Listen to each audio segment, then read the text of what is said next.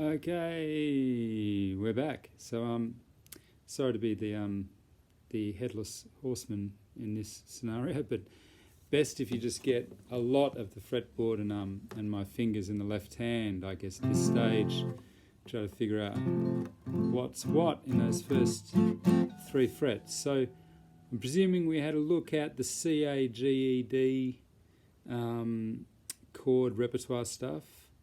Your basic foundation back in those chords. Probably a fair few of those you recognised from when you were with me previously or whatever. So just to fill that out a little bit, we've got an F chord, F over C. So here I've got first finger on the second string in the first fret, second finger on the third string in the second fret, the third finger on the fifth string in the third fret, and the fourth finger on the fourth string in the third fret also. So those two guys in the third fret, and then second fret, and then first fret, right? And we're just kind of blocking out that top string a little bit. If it comes through, it's, that's no big deal. It's more just those four strings. We definitely don't want the sixth string in this one. So it's more like just a 5 string or even 4 string, a nice little compressed major chord. And this functions as an F major chord. The other way to do it is there's a little one like that, but I think it's too small. And ultimately we're working towards the big bar chord, but this is a bit of a training shape for the bar chords. F over C, so I'll write that out for you. The minor chord that goes with that is D minor. So I think we've had a D chord, maybe even a D7. So this is D minor, first finger, first string, first fret, second finger, third string, second fret, and then little finger. Better to try with the little finger if you can. It's a good one to wake up the little finger. I know it's kind of easier in a way to do that. There are reasons for that because later on there's this kind of descending line on D minor chords that happens quite a lot, right? So it's kind of nice to have that third finger free. So just recapping on the D minor again, first string, first fret, first finger, second finger, third string, second fret, and then hopefully fourth finger on the second string in the third fret.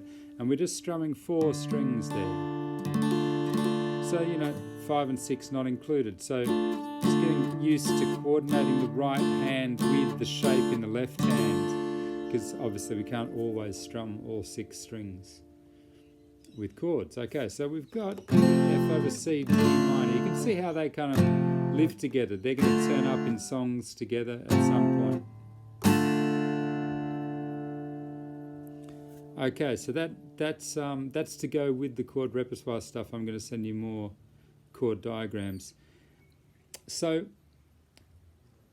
next time I make a video, we're probably going to get into a song, but this video is just going to be more about the foundations again.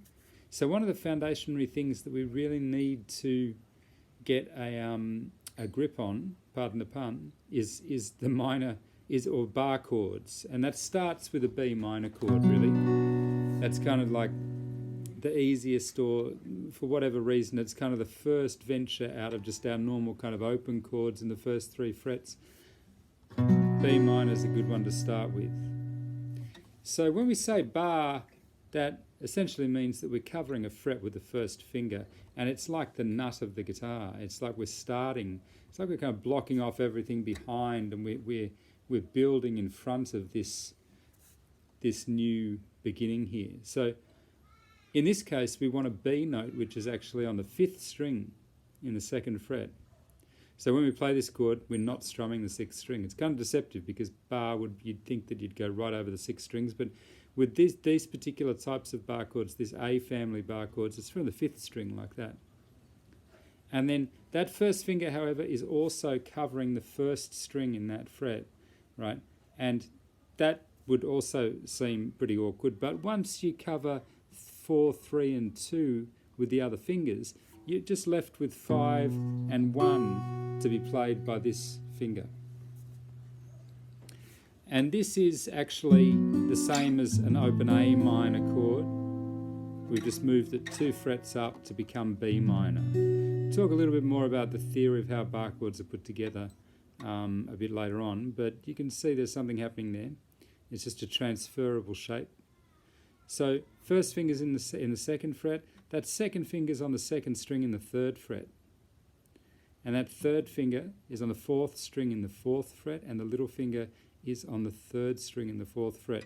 So big part of this is to get the hand quite straight. The thumb is quite straight behind as well. And then I'm looking to curl those fingers over, get a bit of curl in these guys, so that I'm not muting out strings behind. And we just kind of pick through it and make sure it's all there. It's definitely a little bit of a grip strength thing. It's gonna challenge you a little bit.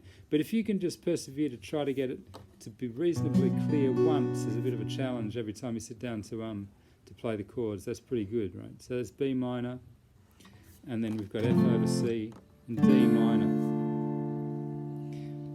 So because we've introduced this bar chord, I'm not going to worry too much about other chord shapes. I might put an A7 on A7 and B7 on the chord diagram as well, so look out for those. A7 is just fourth and second string in the second fret, 5 strings. B7 is, those two fingers then go to 5 and 3, and then first finger goes on the fourth string in the first fret. And we just strum 4 strings there, 5, 4, 3, 2. Can add the little finger to the first string in the second fret to fill it out, but no 6th string in either of those chords. B7, A7. B minor is more the challenge here. And once you get the B minor, you just move these root notes, D, B minor, E, F minor. It is a movable thing once you kind of master it in one place. Okay, so that's kind of it for the chords. What I'd like to talk about is more note recognition on the guitar. So I'm sure in some of your notes we probably wrote down that we've got E, A, D, G, B, E. I mean notes from previously when you were coming over to Coogee to see me. So E, A, D, G, B, E. So they're already natural notes, like natural notes out of the musical alphabet are occurring in a stack, in a pattern, as a kind of standard guitar tuning. So each of those strings is a starting point of the musical alphabet. It's a bit more like a cycle. So if I start on an E, to complete that cycle, I'd need to go E, F, G, A, B, C, D, E. We've got to go through A, like going through 12 o'clock. You've got to go through A. So what we would want to do is get pretty instant recognition, instantly kind of know where those big natural notes are on each string. So if E is open, F is first fret, and I'll come back to why that's the first fret. E, F natural is first fret. We skip over for G, we skip over for A, we skip over for B, C is right next door, so that's only a semitone, that's 1 fret. Over for D, and then we get back to E at the 12th fret. Now, you've noticed probably by now that E and F are right next to each other, and B and C are also only a semitone, 1 fret. Every other natural note, I'm missing a sharp or flat. I'm jumping over. So that no matter what instrument we're playing, E, F, B, C in modern Western music is always a semitone. But there's no guide for that on the guitar. You've got to kind of memorize it. You've got to get used to that on each string.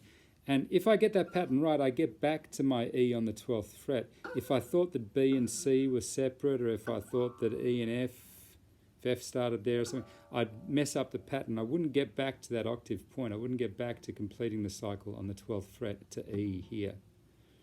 So that's a bit like the test. If you run the notes up and you find that you're not on the 12th fret for E, then one of those semitones, B, C or E, F, has been misplaced somewhere in your thinking along the way, right? So I'll write that out on a tablature. So on the tablature, it's going to be, the tablature sheets have 6 strings, 6 lines.